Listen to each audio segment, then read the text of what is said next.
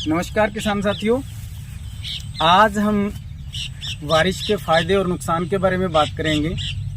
पिछले कई दिनों से हमारे एरिया के अंदर खूब बारिश हो रही है और ये बारिश हमारी फसलों के लिए एक वरदान भी है और नुकसान भी।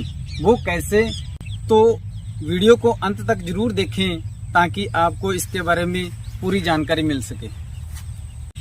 बारिश से होने वाले फायदों के बारे में बात करेंगे।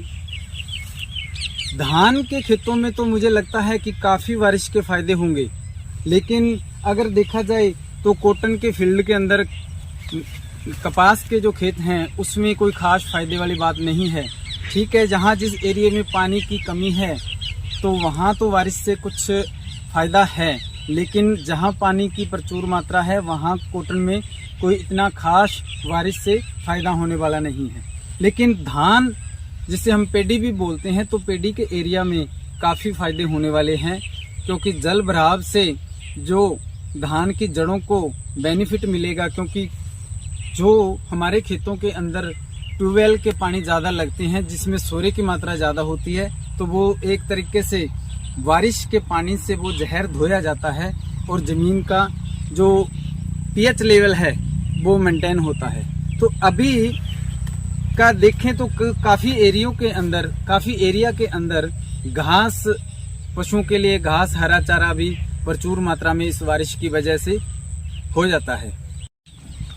ये तो हुई फायदे की बात, जो हमारे खेतों, फसलों और किसानों के लिए वरदान साबित हो सकती है। बारिश से होने वाले नुकसान की अगर हम बात करें तो नुकसान भी बहुत हो जाते हैं। अगर लगातार बारिश हो तो लगातार बारिश होने की वजह से हमारे पेडी को इतना नुकसान नहीं होगा, लेकिन जो हमारी कपास है, कपास के लिए बहुत बड़ा नुकसान हो जाता है इस टाइम।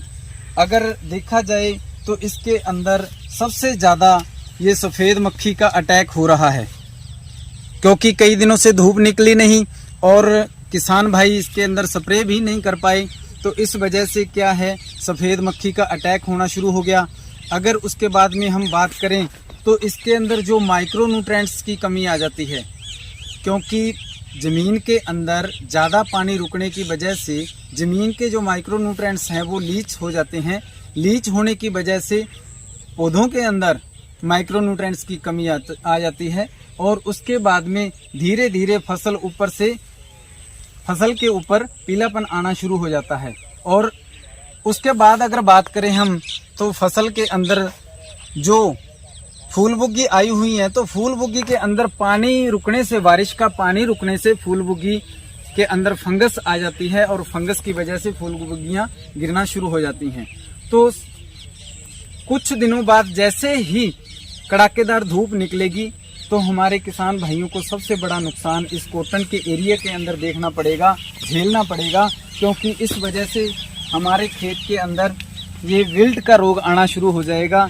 और क्योंकि माइक्रो न्यूट्रिएंट लीच हो चुके हैं, तो और जो फंगस का अटैक होगा, ये देखिए, जैसे मैं आपको दिखा रहा हूँ, जो बॉल है, टिंडा है, वो काला होना शुरू हो गया है। ठीक है, तो ये फंगस आनी शुरू हो गई है। अगर हमारे किसान भाइयों ने कुछ ही दिन निकाल दिए, इसके ऊपर फंगस की स्प्रे ना की, तो ये बहुत भयंकर रूप लेके, पिछले 2 सालों से जो मैं देख रहा हूँ, जो आंकड़े आ रहे हैं, गुलाबी सुंडी से इतना नुकसान नहीं हुआ जितना नुकसान हमें फंगस की वजह से, ये बॉल गलने और सड़ने की वजह से नुकसान हुआ।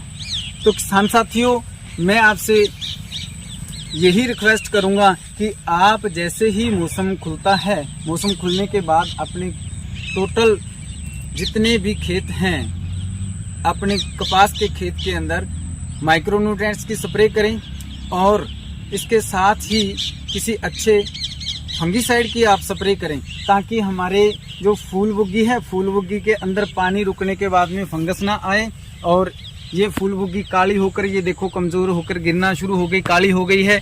और जैसे ये आपको मैंने दिखाया, रूट बॉल के ऊपर फंगस आ चुकी है, तो ये प्रॉब्लम आके हमारी फसल ख़त्म न हो। और कोशिश करें, ये बारिश की वजह से जो हमारे खेतों के अंदर एक लेयर बन जाती है, जो हमारी ज़मीन को बारिश कूट देती है, तो उससे क्या है, हमारी ज़मीन के अंदर एक परत बन गई, तो हवा क्रॉसिंग नहीं होती। इस हवा क्रॉसिंग की वजह से क्या है, हवा बंद होने की वजह से ऑक्सीजन ज़मीन के अंदर नहीं जाता और जड़ों को ऑक्सीजन नहीं मिलता, जिस वजह से क्या है, हमारी फसल सूखना शुरू हो जाती है। तो ये भारी मात्रा में हमारे किसानों को नुकसान झेलना पड़ता है। तो किसान साथियों, अब आपको साफ साफ समझ में आ गया होगा कि लगातार बारिश होने की वजह से हमारे खेतों में हमारी फसलों को क्या नुकसान हो सकता है और क्या फ़ायदा हो सकता है। अगर ये वीडियो आपको उपयोगी लगी तो आप इस वीडियो को लाइक और ज़्यादा से ज़्यादा किसानों तक शेयर करें, ताकि दूसरे किसान भाइयों को भी इस वीडियो का फ़ायदा मिल सके।